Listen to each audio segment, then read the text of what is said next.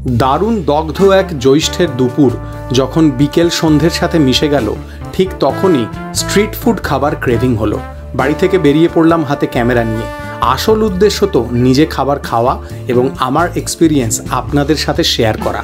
আজকের এই ভিডিওতে আপনারা দেখবেন কলকাতার বেশ কিছু জনপ্রিয় স্ট্রিট ফুড, উত্তর কলকাতার কিছু ছোটোখাটো দোকানের স্ট্রিট ফুড এবং মধ্য কলকাতার পুরনো চীনাপাড়ার একটি জনপ্রিয় চাইনিজ ইটিং হাউসের লোভনীয় সমস্ত ইন্দো চাইনিজ খাবার। ভিডিওটা দেখে ভালো লাগবেই, এটা জিপসি বংয়ের গ্যারান্টি।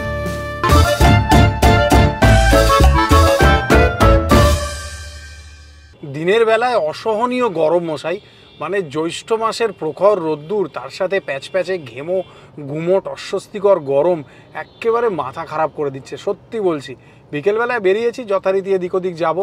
রবি, আজকে কি খাওয়া যায় বলো তো? আজকে কি খাবে তুমি বলো, কি খাওয়া যায়? মাছের কচুরি খাবে? মাছের কচুরি হোক, আর একটু ইয়েতে যাওয়া যাক। কোন দিকে? টেরিটি বাজারের দিকে। টেরিটি বাজার? মানে চাইনিজ খাবো? হ্যাঁ। চলো তাহলে হোক, তোমার যখন ইচ্ছে চাইনিজ মাছের কচুরি, আর যদি এদিক ওদিক কিছু পাওয়া যায় তাহলে তাই হবে। আজকের খাওয়া দাওয়ার প্ল্যান তো সর্ট আউট হয়ে গেল, কিন্তু আমি ভাবলাম যে আগে একটু গঙ্গার হাওয়া খাওয়া যাক। চাঁপাতলা ঘাটে এলাম, দুর্দান্ত সুন্দর নয়নাভিরাম দৃশ্য, কিন্তু হাওয়া আমার কপালে নেই। চাঁপাতলা ঘাটের সামনেই এই ছোট্ট খাসির চর্বির ঘুগনির স্টল আছে। কত করে চলছে এখন? 15। এই দোকানে আগে আমি ঘুগনি খেয়েছি, ভিডিওও করেছি। বেশ ভালো খেতে হয় এই ঘুগনি।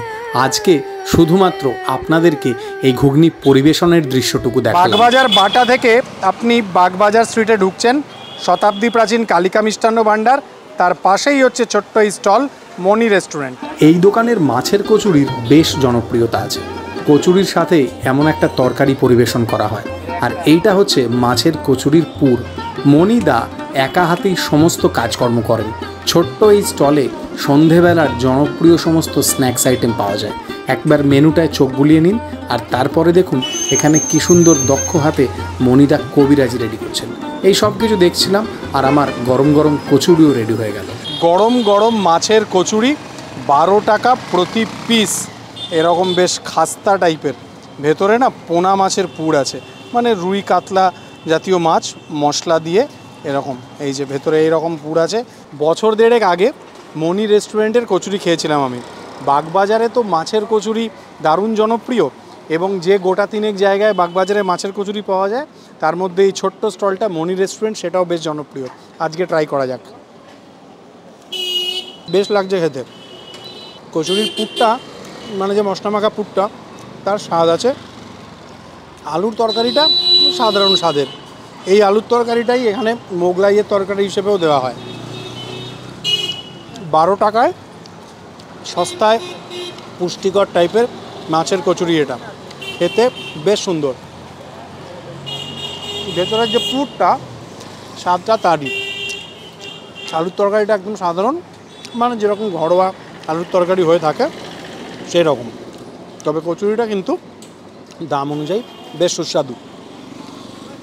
মানে জায়গাটা রেকমেন্ডেড, লোকালি বাগবাজারে খুবই জনপ্রিয়। মাছের কচুরির পরে এইবারে নিয়েছি ফিশ ফ্রাই, 65 টাকা দাম। আর মনিদা তো বলেন ভেটকি মাছের, আমি জানি না কি মাছের। এই যে ভেতরে এই রকম মাছের ফিলে আছে দেখুন, আর ক্রাম্বটা মনে হচ্ছে বিস্কুটের ক্রাম্ব। এই যে ধনেপাতা, কাঁচা লঙ্কা এইসবের মশলা আছে। কাসুন্দিতে ডুবিয়ে খেতে বেশ লাগছে। বাইরে বিস্কুটের ক্রাম্ব মুচমুচে একেবারে, আহা। ভেতরে মাছের পরিমাণ যথেষ্ট, 65 টাকা অনুযায়ী যথেষ্ট।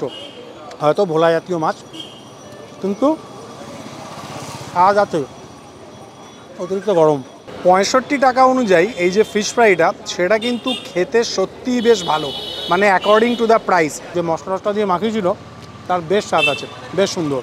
দোকানের টাইমিংটা একটু বলবেন? বিকেল 5টা থেকে 10টা। আচ্ছা, প্রত্যেক দিন, সপ্তাহে 7 দিন? আচ্ছা। আর আমি শুনেছিলাম, আমাকে একজন বলেছিল যে আপনি নাকি দারুণ ভালো মাটন কষাও বানান। মটন কষা অর্ডার থাকলে বানিয়ে দিই। আচ্ছা, মানে কেউ যদি আপনাকে অর্ডার দেয় তাহলে আপনি বানিয়ে দিতে পারেন? মটন কষা, চিকেন কষা। আচ্ছা আচ্ছা। আর মোটামুটি সন্ধ্যের যা যা স্ন্যাক্স সব কিছুই তো পাওয়া যায় আপনার এখানে? সব কিছু। ঠিক আছে, থ্যাংক ইউ টাইম দেওয়ার জন্য। কচুরি ফিশ ফ্রাইয়ের পরে একটু চা কফি না হলে জমে বলুন। এই হচ্ছে 2 কাপ কফি। মনি রেস্টুরেন্টের উল্টো দিকেই হচ্ছে ব্রো কাবাব। বাগবাজারে আমার একটা ফেভারিট জায়গা, শুভ্রর দোকান। ওরা দুর্দান্ত কাবাব বিক্রি করে, আপনারা সবাই জানেন। এখানে সমস্ত কাবাব টাবাব শেখা হচ্ছে, কিন্তু ওরা যে এত ভালো কফি বিক্রি করে সেটা কিন্তু আমি জানতাম না। কফি কবে থেকে বিক্রি করছো? আমি ইয়ার্কি করছি। আমি ব্রো কাবাবে এলেই শুভ্র আমাকে কফি খাওয়ায়। কখনো কখনো আমি 2 ভাঁড় কফিও একা খেয়ে নিই। Thank you Shubhra for all this coffee, thank you. ভালো কফি, দুধ কফি, বেশ মিষ্টি মিষ্টি, হালকা তিক্ত তিক্ত, সুন্দর খেতে। কফি খেতে খেতে ভাবছিলাম যে আজকে আর কাবাব খাবো না।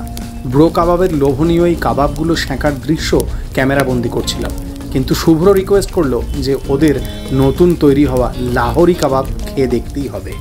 শুধু কফি খেয়ে কেটে পড়া গেল না, শুভ্র আমাকে লাহোরি কাবাব খাওয়াচ্ছে। এটা ওদের মেনুতে নতুন সংযোজন। ওপরে চাট মশলা দিয়েছে, সেই চাট মশলার দারুণ স্বাদ। ছোট্ট ছোট্ট চিকেনের চাঙ্ক আছে, আর বাইরের এই যে আউটার ক্রাস্টটা না, তার মধ্যে বেশ একটা কি বলবো ক্রিস্পি ক্রিস্পি ক্রাস্ট আছে। তো বাইরের ওই আউটার ক্রাস্টটাই এটার একটা মজা দিচ্ছে। তার সাথে এদের দই বেশ একটা গ্রিন চাটনি আছে, ওপরে ওই চাট মশলাটা ছড়িয়েছে। সব মিলিয়ে একদম দারুণ। এটা এমনি খান অথবা বাড়ি নিয়ে গিয়ে এটা দিয়ে সেটা দিয়ে খান, দুটোতেই ভালো লাগবে। বেশ খেতে কাবাবগুলো বেশ। রবি বলেছিল মাছের কচুরি, মাছের কচুরি তো হলোই, তার সাথে ফিশ ফ্রাইও হলো। শুভ্র ভালোবেসে কফিও খাইয়ে দিল, আর তার জন্য ভালোবেসে ওখান থেকে কাবাবও খেতে হলো। এই গরমে আমাদের হাল একেবারে খারাপ। বাগবাজার থেকে বেরিয়ে সেন্ট্রাল এভিনিউ দিয়ে চলেছি। গন্তব্য হচ্ছে টেরিটি বাজার, অর্থাৎ কলকাতার পুরনো চীনাপাড়া। টেরিটি বাজার রবিবার দিন সকালবেলায় এই রাস্তাটাতেই ব্রেকফাস্ট বসে। খুব একটা সুবিধের নয় যদিও সেই ব্রেকফাস্ট। আর এই রাস্তাটা না কেন জানি না আমার এলে মনে হয় কীরকম যেন একটা নোংরা নোংরা হয়ে গেছে। সামনের ডান হাতে এই যে পৌহিং আছে, ওই পৌহিংয়েই যাব বলে এসেছি। পৌহিং টেরিটি বাজার চত্বরের একটি জনপ্রিয় চাইনিজ ইটিং হাউস। এই রেস্তোরাঁর ভেতরে নন এসি পরিচ্ছন্ন বসার ব্যবস্থা আছে। আসুন চাইনিজ খাওয়া যাক। টেরিটি বাজার অর্থাৎ কলকাতার পুরনো চীনাপাড়ায় যে কটা ট্রাস্টেড এই চাইনিজ ইটিং হাউস বা ইটারি টাইপের জায়গা আছে, তার মধ্যে এই পৌহিং হচ্ছে কিন্তু একটা ফেভারিট জায়গা। যেমন টুংনাম ফেভারিট জায়গা, যেমন ডিলে ফেভারিট জায়গা। লাস্ট ডিসেম্বরে এসেছিলাম আমাদের গাউস বাজাজ অর্থাৎ স্পাইসলারকে সাথে নিয়ে। এবারে ও কবে কলকাতার সিরিজোর দেবে, that is best known to him. জানি না কেন এখনও দিচ্ছে না। আমি এর আগে কখনোই পৌহিংয়ে কোনো শ্যুট করিনি, খুব অন্যায় কাজ করেছি। আজকে বেশ কিছু নিজ সুখাদ্য নিয়ে বসেছি। আশা করি এখানে খাবার এক্সপিরিয়েন্স আগে যেমন ভালো ছিল আজও তেমনই ভালো হবে। পৌহিংয়ে চাইনিজ স্টার্টারের মধ্যে এই খাবারটা কিন্তু খুবই জনপ্রিয়। এর নাম volcano chicken, garlic tossed steam wonton, chicken steam wonton. এগুলো এর মধ্যে এই ভাজা রসুনের ফ্লেভারটা আমার দুর্দান্ত লাগে। এটা পৌহিং স্পেশাল রাইস নুডল। ইদানিং মেইফু বা রাইস নুডল আমার রিসেন্ট ফেভারিট আইটেমের মধ্যে একটা। এর কোয়ান্টিটি যা আছে সেটা এনাফ ফর 2 বলে মনে হয়েছে। গার্লিক ফ্রাইড এই স্টিম ওয়ান্টনগুলো আমি এর আগেও যতবার খেয়েছি আমার ততবারই দারুণ লেগেছে। চিকেন স্টিম ওয়ান্টন, ওপরে রসুন ভেজে ছড়িয়ে দিয়েছেন, আর কিছু পেঁয়াজ পাতা আছে এবং পকচয় লিভ আছে। টেস্ট করা যাক। রসুন ভেজে ওপরে ছড়িয়েছিল, সেই রসুন ভাজার সুগন্ধ যাদের ভালো লাগে তাদের তো দুর্দান্ত লাগবে। আর ভেতরে যে পুরটা আছে সেটাও বেশ জুসি পুর আছে, আর পোর্শনে 8 পিস থাকে, সাফিসিয়েন্ট ফর 2 এইটুকু তো বলতেই পারি। এটা দারুণ খেতে, বেশ সুন্দর একটা তৈলাক্ত ভাব আছে। আর ওয়ান্টনের ভেতরে যে চিকেনের পুরটা আছে না, তার পরিমাণ যথেষ্ট। স্বাদটা আগের মতোই একদম চ্যাম্পিয়ন লাগলো, ফাটাফাটি। এটা আমার একটা ওয়ান অফ দ্য ফেভারিটস পৌহিংয়ের। ভলক্যানো চিকেন, বোনলেস চিকেন এরকম। এই পৌহিংয়ের এটা একটা সিগনেচার ডিশ। নাম ভলক্যানো চিকেন, কিন্তু এটাকে কেউ কিন্তু এমন ভাববেন না যে মানে খুব ফায়ারি, খুব স্পাইসি, এরকমটা নয়। এর স্বাদটা একটু টক মিষ্টি টাইপের, বেশ একটা সুইট অ্যান্ড সেভারি মার্কা খেতে। মানে একটা টক ঝাল মিষ্টি, ঝালটা খুব লাস্টে। এটা খেতে দুর্দান্ত। ভেতরে একদম ময়েস্ট অ্যান্ড জুসি চিকেন থাকে, যেটা মুখে প্রায় মিলিয়ে যাচ্ছে। পোর্শনে 8 পিস থাকে। পৌহিংয়ের এই ধরনের সমস্ত আইটেমগুলোই পোর্শনে 8 পিস থাকে। বাইরের কোটিংটা একদম ঠিকঠাক ওই চিকেনটাকে ধরার জন্য। স্প্রিং অনিয়ন গ্রিন আছে, গার্লিক আছে ভাজা, সেই সব কিছু সসে টস করে এটা দারুণ খেতে, একদম দারুণ, একেবারে 10-এর 10 বলবো। এইটা হচ্ছে পৌহিংয়ের স্পেশাল মেইফু।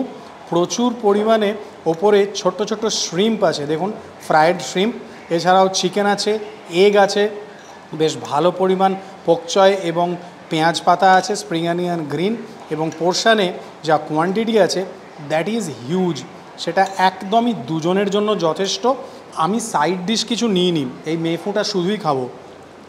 ইদানিং মেফু ভালো লাগার পেছনে একটা কারণ আছে, এই রাইস নুডলগুলো খুব হালকা হয়, মানে খুব লাইট অন স্টমাক হয়। আমার মানে ওই আটা নুডল বা ময়দার যে নুডলগুলো না, সেগুলোই আমার ব্যক্তিগতভাবে একটুখানি হেভি ফিল হয়, যেটা এই রাইস নুডলে হয় না। এদের পোর্শানে প্রচুর পরিমাণ রাইস নুডল এবং অন্যান্য উপকরণ ছিল, মানে দুজনের জন্য এনাফ, চাইলে 3 জনও শেয়ার করা যেতে পারে। চিংড়ি, ডিম, চিকেন এই সব কিছু মিলিয়ে ভেরি গুড ওয়ান। বাঁধাকপির পাতা আছে, স্প্রিং অনিয়ন গ্রিন আছে, অল্প অল্প পকচয় আছে, ভারী সুন্দর খেতে। আপনারা চাইলে এর সাথে কোনো গ্রেভিওয়ালা সাইড ডিশ নিতে পারেন, না হলে হয়তো একটু ড্রাই লাগতে পারে, কিন্তু আমার আজকে এটা ভালোই লাগছে। প্লেটে ঢেলে নেবার পরেও এই পরিমাণ কোয়ান্টিটি আছে, এটা এখনও যে পরিমাণ কোয়ান্টিটি আছে একজনের জন্য যথেষ্ট। আর যেরকম আগে বলছিলাম, চাইলে 2 জন আরও, মানে টোটাল 3 জনও খেতে পারেন। এরকম চিকেন থাকে, এগ থাকে, প্রন থাকে, আর এটার টেস্টটা দারুণ। এই যে পোকচয় লিভ আছে, ভারী সুন্দর খেতে লাগছে এই রাইস নুডলগুলো। আমার চ্যানেলে এবং পেজে আগে কোনোদিনও পৌহিংকে আমি ফিচার করিনি, আজকে প্রথমবার ফিচার করলাম।